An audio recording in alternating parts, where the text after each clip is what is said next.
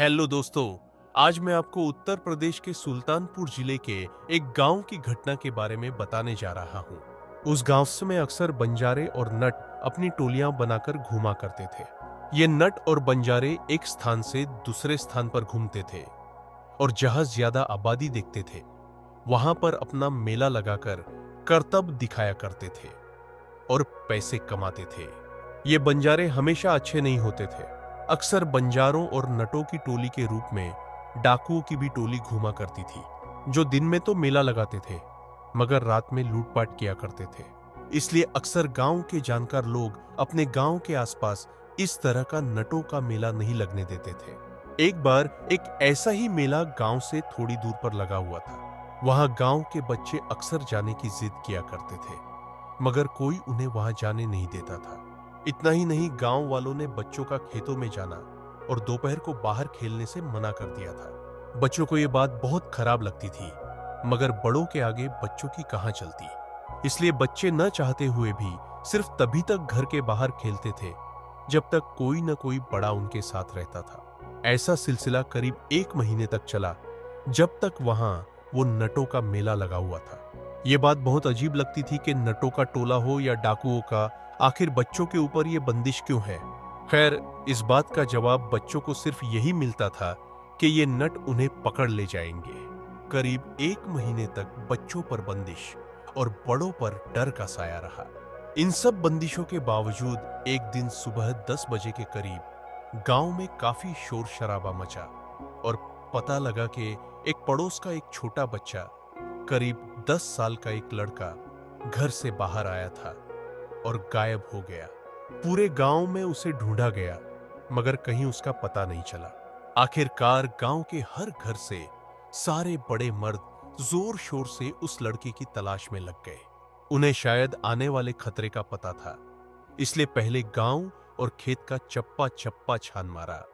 उन लोगों ने जब उस लड़के की गांव में गैर मौजूदगी निश्चित हो गई, फिर वहां के सारे मर्द एकत्र हुए और बिना किसी देर के अपने अपने हाशिए, कुल्हाड़ी, कुदाल वगैरह लेकर चल पड़े उस नटों की टोली की तरफ। उस बच्चे के घर पर रोना पिटना मचा हुआ था। आसपास के सब लोग अपनी अपनी शंकाएं जताते और बच्चे को बार बार ढूंढते मगर इसका कोई फायदा नहीं हो रहा था। दूसरी तरफ जब मर्दों की टोली उन बंजारों के मेले के पास पहुंचे तो चौंक गए। वहां अब सब खाली था, सिर्फ चूल्हों की राख और तंबू गाड़ने के निशान मौजूद थे। अब सबका शक यकीन में बदल चुका था। बच्चे को कोई और नहीं, वो नट ही चुरा के ले गए हैं। अब गांव के सारे लोग वही रणनीति बनाने लगे कि आगे क्या किया जाए। सबने अलग अलग दिशा में जाने का फैसला किया। क्योंकि तब यातायात की इतनी सुविधा नहीं थी, इसलिए उन बंजारों का बहुत दूर निकलना असंभव था। लेकिन उसने लड़ने का सामर्थ्य भी सब नहीं रखते थे, क्योंकि ये अच्छे लड़ाके भी हुआ करते थे। इसलिए रणनीति बनाना जरूरी था। फिर सबने तय किया कि हर रास्ते, हर दिशा की तरफ कुछ लोग जाएंगे और पता चलते ही सब एकत्र होकर वहां जाकर उस बच्चे की तलाश करेंगे।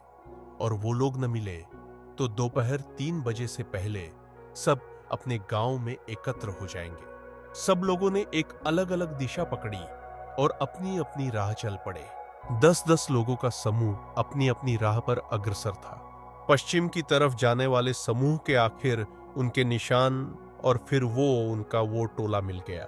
उन सब के पास वापस जाकर बाकी लोगों को बुलाने का वक्त नहीं था, इसलिए वो किसी मौके के तलाश करने लगे और उनके झुंड में उस बच्चे को तलाशने लगे। लेकिन वहां उस बच्चे का कोई सुराग नहीं मिला। फिर उन्होंने ये सोच लिया कि शायद बच्चा इनके पास नहीं है, वरना ये उसे अचेत अवस्था में ही सही साथ तो रखते। वो आशा खोने ही वाले थे कि किस्मत ने उनका साथ दे दिया और उनकी भीड़ से निकलकर एक आदमी नित्य कर्म के लिए कुछ दूर चला गया। पांचों ने फिर उसी से पूछताछ करने की ठानी। वो पीछे से जाकर उसके ऊपर टूट पड़े और 2 लाठी उसके सर पे जमा कर उसे बेहोश कर दिया।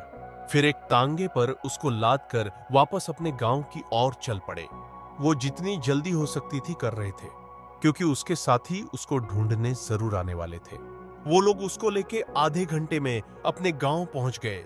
बाकी सब भी वापस आए तो उन लोगों ने उसके सर पर एक मटका ठंडा पानी डाला और उसे होश में लाए।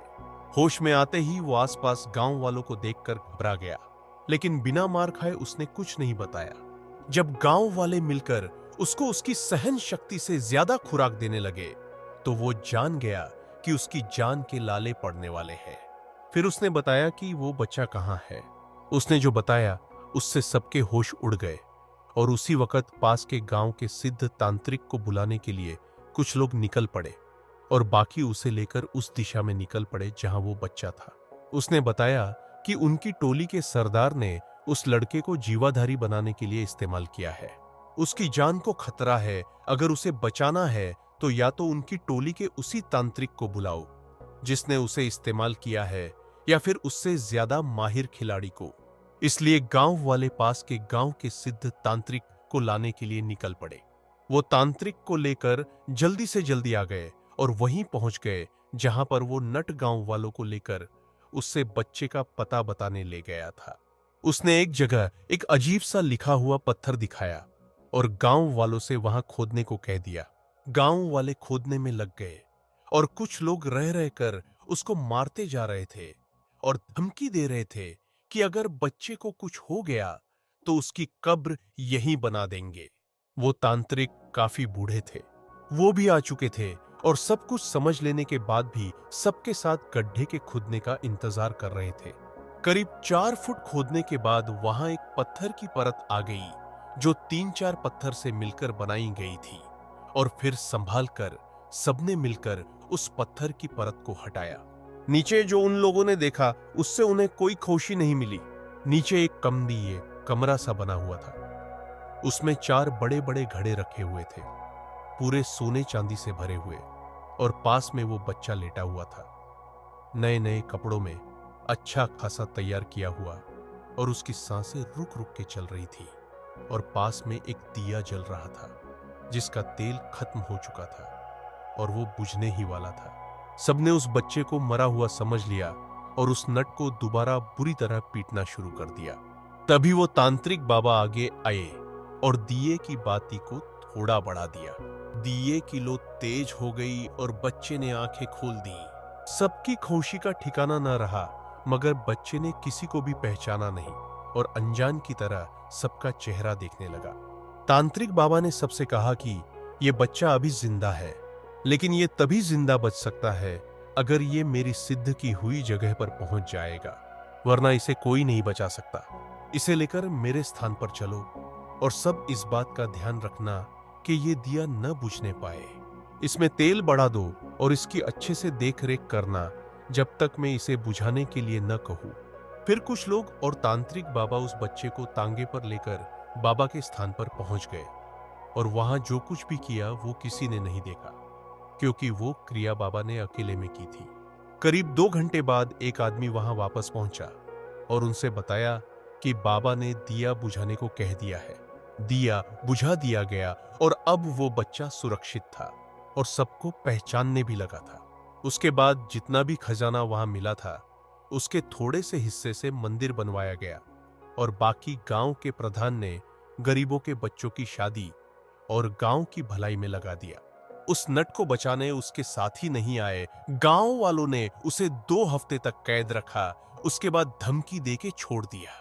दोस्तों, ये तो थी वो घटना जो वहां घटी थी, लेकिन इसके असली पहलू बाद में उजागर हुए। अगर ये घटना न घटी होती तो शायद आज हम इतना बड़ा रहस्य न जान पाते। वो रहस्य मैं आपको बताता हूं। वहां जो नट आए हुए थे, असल में वो लुटेरे नट थे। इन नटों का ये काम होता था एक आबादी वाले क्षेत्र से कुछ दूर मेला लगाना और फिर रात को लूटपाट करना, और जब ये ज्यादा खजाना इकट्ठा कर लेते थे तो ये उसे जमीन में गाड़ देते थे। इनके साथ एक तांत्रिक भी होता था, बहुत माहिर तांत्रिक, जो अपनी शक्तियों का इस्तेमाल करके ये भी बता दिया करता था खजाना कहां कहां है। यही तांत्रिक जीवाधारी बनाते हैं अपने खजानों की रक्षा के लिए। जीवाधारी बनाने के लिए ये किसी के भी बच्चे को चुरा लिया करते थे, क्योंकि बड़ों से ये काम करवाना मुश्किल था और बच्चों को बहलाना आसान। ये जिस बच्चे को चुराते थे ये उसे उसके पसंद की और भी बहुत अच्छी चीजें खिलाते थे ताकि वो जरा भी भूखा ना हो। फिर उसे नहला धुलाकर नए नए कपड़े पहनाए जाते थे पैरों में रंग, आंखों में काजल और बालों में खास किस्म का तेल लगाकर उन्हें बैठाया जाता था। फिर तांत्रिक अपनी क्रिया करते थे, जिसमें वो बच्चा अपनी सुध-बुध खो देता था। उस बच्चे को भिन्न भिन्न शक्तियों से सुसज्जित किया जाता था और उसके नाम का दिया उसके बगल जला दिया जाता था।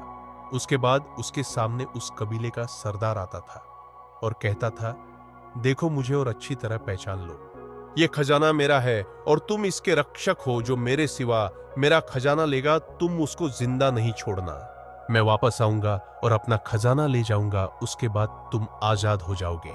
ऐसी तांत्रिक क्रिया के बाद वो बच्चा उस इंसान को नहीं बल्कि की आत्मा को पहचान लेता है। फिर वो उसे खजाने के साथ उस गड्ढे में दफन करके चले जाते थे। जैसे ही हो दिया बुझता था, उसकी आत्मा एक अत्यधिक शक्तिशाली शक्ति का रूप ले लेती थी और महीने, साल क्या सदियों तक अगर वो ना आए तो भी खजाने की रक्षा करती है।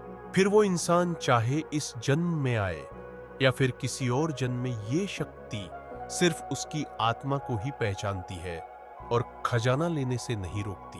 अक्सर आपने देखा होगा, कभी कभी कहीं किसी को खजाना मिल जाता है, ये जीवाधारी उनकी आत्मा पहचान कर उन्हें खजाना लेने से नहीं रोकते। दोस्तों, ये कर्म निर्दयी होता है, लेकिन इसका इस्तेमाल राजा महाराजा भी किया करते थे। लेकिन उस समय में इंसान बहुत ईमानदार हुआ करते थे, जो खुद राजा की खातिर जीवाधारी बनने को तैयार हो जाते थे। आपने देखा होगा कि इन जीवाधारियों को अक्सर कुछ तांत्रिक हरा देते हैं। ये केवल उन्हीं जीवाधारियों के साथ संभव हो पाता है जो बाल अवस्था में ही जीवाधारी बनाए गए हो। लेकिन राजा महाराजा के जीवाधारियों को हराना संभव नहीं होता, क्योंकि वो अपनी मर्जी से युवा अवस्था में अपना बलिदान देते हैं और बहुत अधिक शक्तिशाली हो जाते हैं। उनकी ईमानदारी ही उनकी सबसे बड़ी शक्ति बन जाती है। तो दोस्तों, आपको ये कहानी कैसी लगी?